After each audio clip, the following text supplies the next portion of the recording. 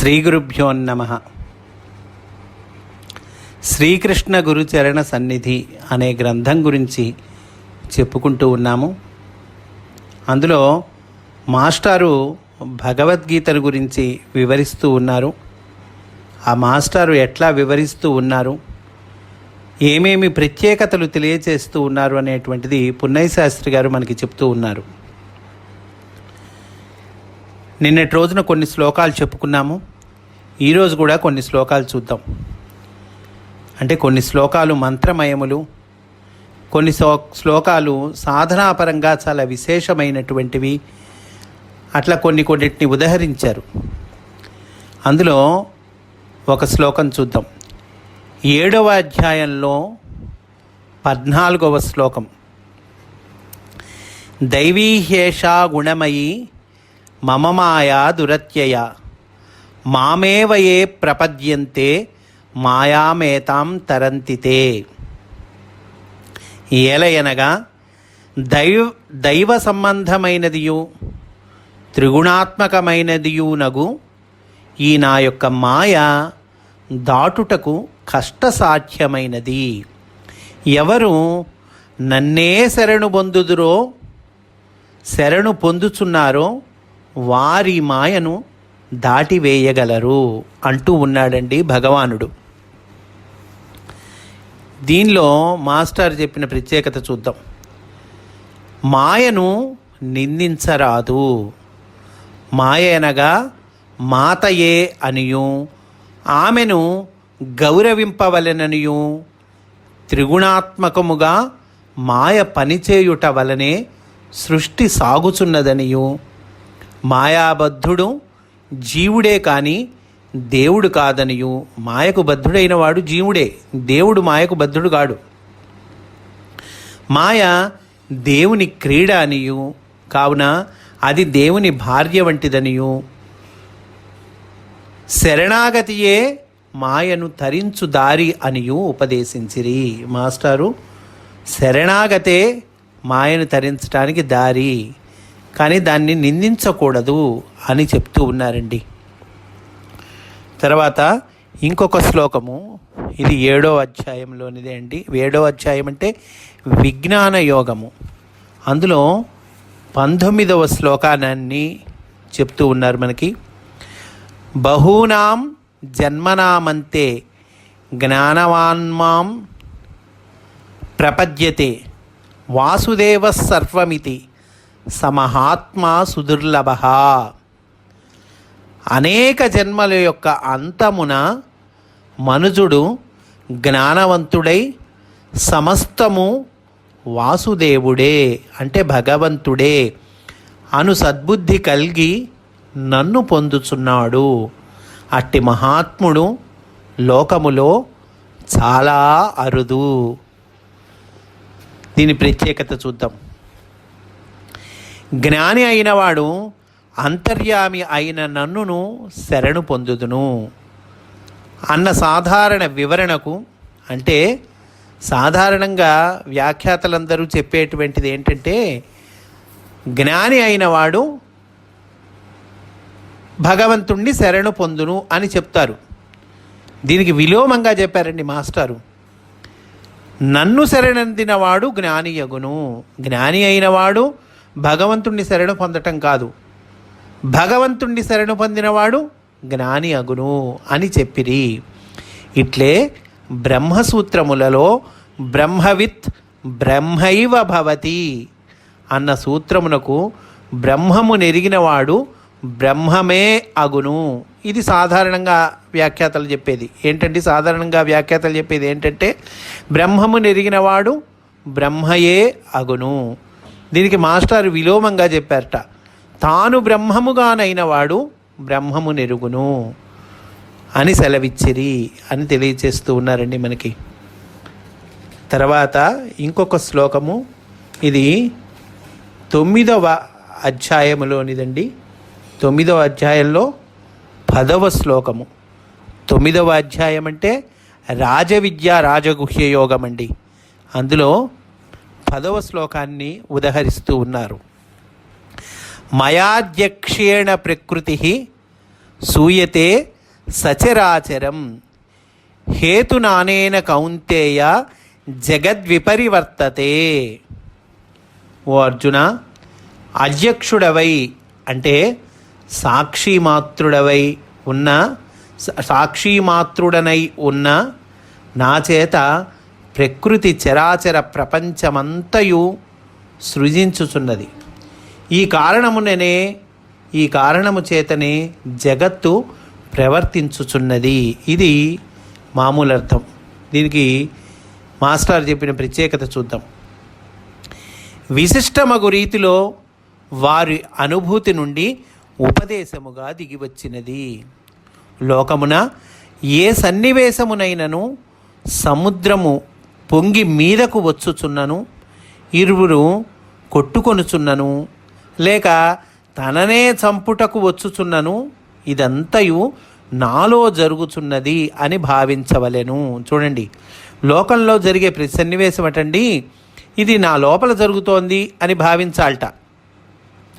ఇది మహాభారత యుద్ధ సందర్భమునను యాదవ వినాశ సందర్భమునను శ్రీకృష్ణుని శ్రీకృష్ణుడి అనుభూతి ఈ రకంగా ఉందటండి.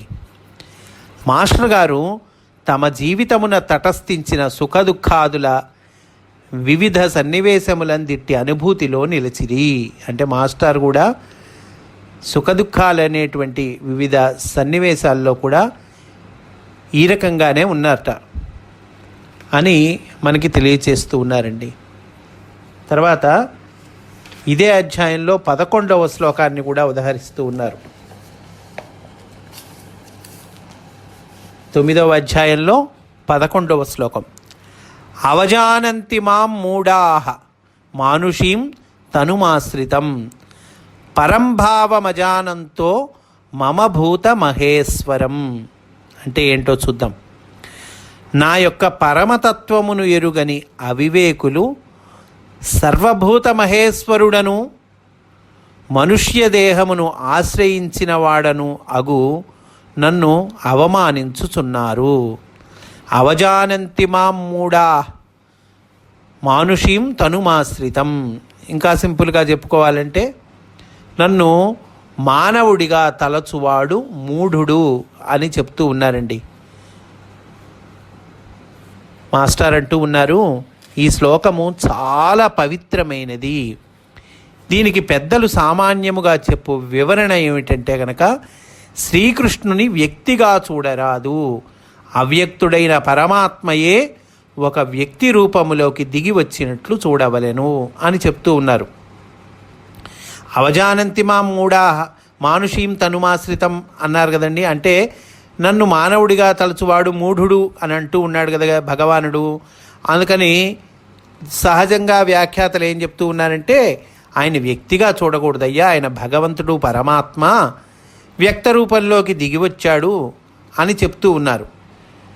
మాస్టర్ ఏమంటున్నారంటే ఈ అర్థము తప్పు కాదు, కానీ ఇది పరిమిత అర్థము. కృష్ణుడిచ్చట భావించినది ఇంతకంటే విశాలమైనది. మాస్టర్ గారు దీనినిట్లు సెలవిచ్చిరి. ఎవడికి వాడు ఒక శరీరములో వ్యక్తుడైన వాడుగా తనను భావించక అవ్యక్తుడైన అంతర్యామిగా తనను గూర్చి చింతింపవలెను.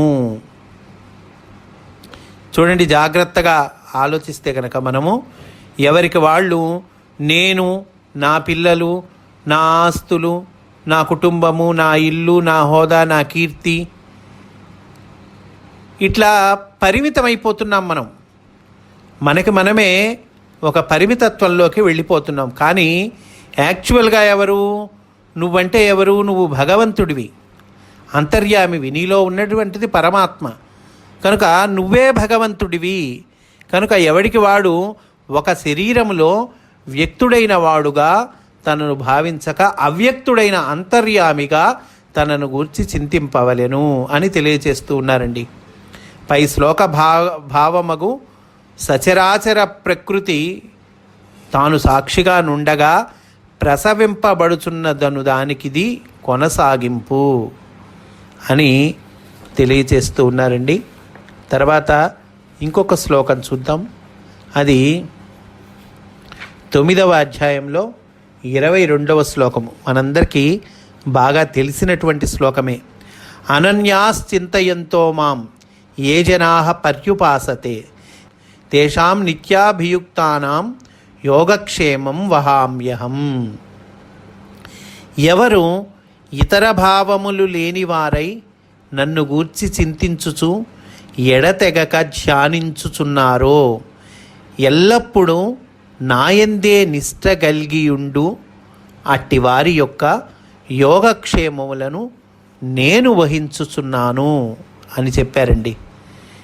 దీనికి మాస్టర్ట ఇచ్చట యోగక్షేమములను ఇన్సూరెన్స్ కార్పొరేషన్ వాళ్ళు వహింపరని శ్రీవారు మేలమాడిరి. అట్లే దేనిని చింతింపవద్దనగా అన్ని పనులు మాని దేవునే చింతింపవలెనను అర్థము కాదు. దేనిని చింతింపవద్దు అని అంటూ ఉన్నారు కదండి. అనన్యాశ్చింతయంతో మాం, దేని గురించి చింతింపవద్దానంటే అన్ని పనులు మానేయ్యా, మానేసి దేవుణ్ణే చింతించు అనే అర్థం కాదు ఇక్కడ అని చెప్తూ ఉన్నారు. కర్తవ్యములను ఆచరించుచునే అవి ఎవరి ఎడ తాను ఆచరించుచున్నాడో వారును తానును అంతర్యామి స్వరూపములని ధ్యానించవలెను అని అర్థము. కర్తవ్యాలను ఆచరిస్తూనే ఉండాలి, కానీ ఎవరి పట్ల ఆచరిస్తున్నారో వారు తాను ఇద్దరు అంతర్యామి స్వరూపులే అనేటువంటిది మనం గుర్తెరగాలండి. అంతర్యామి కన్నా అన్యము లేదు అని ఎవడు చింతించినో అతడు అంతర్యామిని ఉపాసతే అనగా అతని సన్నిధిలో ఉండును. ఒక మంత్రమునో రూపమునో చింతించుట కాక చుట్టూ ఉన్నదంతయు తానును అంతర్యామి అని చింతించుట పర్యుపాసనము అనబడును. దీనిని అనుష్ఠించిన వాడెందరి నడుమ ఉన్నను ఒక్కని ఎందే ఉండును. వీనినే ఏకాంత భక్తుడు అందురు. ఇట్టి ఉపాసనయే ఏకాగ్రత. ఏకాగ్రత అనగా ఒకదానిపై మనస్సును కేంద్రీకరించుట కాదు. ఇది సాధ్యమును కాదు. పైగా ఈ ప్రయత్నము రక్తపీడనమును పెంచును, అంటే బీపీ పెరుగుతుంది దానివల్ల. ఏకాగ్రత అనగా సర్వాంతర్యామి సేవయను మహోదాత్త లక్ష్యమునకు సమర్పితమై జీవించుటయని వారు సెలవిచ్చిరి. ఇట్టి వారి అన్నపానాది క్షేమములను యోగ వికాసమును తానే వహింతునని స్వామి వాగ్దానము. చూడండి, మనం ఎక్కడ పొరపాటు పడతామంటే ఏకాగ్రత అంటే మనస్సు కేంద్రీకరించటం అని అనుకుంటాము, కానీ అది సాధ్యం కాదయ్యా, దానివల్ల బీపీ పెరగటం తప్పితే ఉపయోగం లేదు అని చెప్తూ ఉన్నారు. మరి ఏకాగ్రత అంటే ఏమిటి అని అంటే కనుక సర్వాంతర్యామి సేవ అనేటువంటి ఒక ఉదాత్త లక్ష్యమునకు సమర్పితమై జీవించుటము అని సెలవిచ్చారు. అంటే ఎవరికి చేసిన సేవ చేసినా కూడా సర్వాంతర్యామి సేవయే అనేటువంటిది తెలుసుకోవటము, పైగా ఆ లక్ష్యం కోసం సమర్పితమవ్వటము, ఇది ఏకాగ్రతట. ఇట్లా ఉన్నవాళ్ళ యోగక్షేమాలు నేను చూసుకుంటాను అని స్వామి వాగ్దానం చేశారు. ఇట్టి వాగ్దానము శ్రీరాముడుగాను బుద్ధుడుగాను యేసుక్రీస్తుగాను ఇంకను వివిధ రూపములుగా స్వామి గావించెనని మాస్టర్ గారు విశాల వ్యాఖ్య గావించిరి. ఈ వాగ్దానము కృష్ణుడు మాత్రమే ఒక వ్యక్తిగా చేసెనని భ్రమపడరాదు. గీతలో శ్రీకృష్ణుడు నేను నన్ను అని చెప్పిన చోటులందెల్లా దేవకీసుతుడైన కృష్ణుడు మాత్రమే అని భావింపరాదు. సర్వాంతర్యామి అయిన నేను అను అర్థమునే గ్రహింపవలెను. అయితే ఆ సర్వాంతర్యామియే కృష్ణ రూపమున ఉన్నాడని తలచవచ్చును. క్రీస్తు I am the path, I am the resurrection అని చెప్పిన చోటులందును సర్వాంతర్యామి గూర్చియే అని గ్రహింపవలెను. అంటే క్రీస్తు మహానుభావుడు కూడా చెప్పాడు, ఏమని? I am the path, I am the resurrection అని చెప్పాడు. అప్పుడు కూడా ఇదే అర్థము సర్వాంతర్యామిని గూర్చియే అని మనం గ్రహించాలి అని చెప్తూ ఉన్నారండి. ఇట్లు కాక ప్రత్యేకముగా ఆయా వ్యక్తులనే భావించినచో మతములలోనికి పతితులగుదుము. అయ్యా, కృష్ణుడు అంటే దేవకీసుతుడు కాదు, సర్వాంతర్యామి. అట్లాగే యేసుక్రీస్తు చెప్పాడన్నా కూడా సర్వాంతర్యామి గురించే అని మనం గ్రహించాలి. కాకుండా క్రీస్తు అంటే ఒక వ్యక్తి లేదా కృష్ణుడు అంటే ఒక వ్యక్తి, ఆయన ఇట్లా చెప్పాడు అని అనుకుంటే మళ్ళీ మతాల్లోకి జారిపోతాం మనము అని చెప్తూ ఉన్నారు. అనన్య చింతతో శరణాగతుడైన వాని యోగక్షేమములను భగవంతుడే వహించును. ఈ అంశమును మాస్టారు మా హృదయాలపై ప్రగాఢ ముద్ర గావించిరి. దానికి కారణము ఈ ఉపదేశము వారి అనుభవము నుండి వెలువడుటయే. మాస్టర్ ఏదో ఇది చదువుకొని చెప్పినటువంటిది కాదండి, ఆయన అనుభవం నుండి చెప్పినటువంటి ఉపదేశాలు ఇవన్నీ. ఈ మాటలు విన్న తదుపరి నేనింకా నా జీవితమున వెనుతిరిగి చూడలేదు. నా ఆర్థిక పరిస్థితిని గూర్చి చింతించు ఆవశ్యకత మాస్టర్ గారు తన కృపచే కలుగనీయలేదు. ఈ వాగ్దానమునందు విశ్వాసముతో ముందుకు సాగుట జరుగుతున్నది. మనకి కావలసినవి అంతర్యామికి తెలియను. వానిని అడగవలసిన పని లేదు. మనం అడిగినవి, మనము కోరినవి, మనకు కావలసినవి రాకపోవచ్చును. అట్టి వానిని భగవంతుడు తీర్చడు. ఆయన ప్రసాదించినదే మనకు క్షేమము అని తెలిసినది. అయినను కోరుటకతీతమైన స్థితియే మోక్షము. మోక్షం అంటే ఏంటో కాదండి, కోరటకు అతీతమైనటువంటి స్థితి. మోక్షమును కూడా కోర పని లేదు కదా అని ఇట్లా శ్లోకాలు వివరిస్తూ ఉన్నారండి. ఈరోజు కూడా కొన్ని శ్లోకాలు చెప్పుకుందాం, రేపు కూడా కొన్ని శ్లోకాలు చెప్పుకుందాము అని తెలియచేస్తూ స్వస్తి. వాసుదేవ.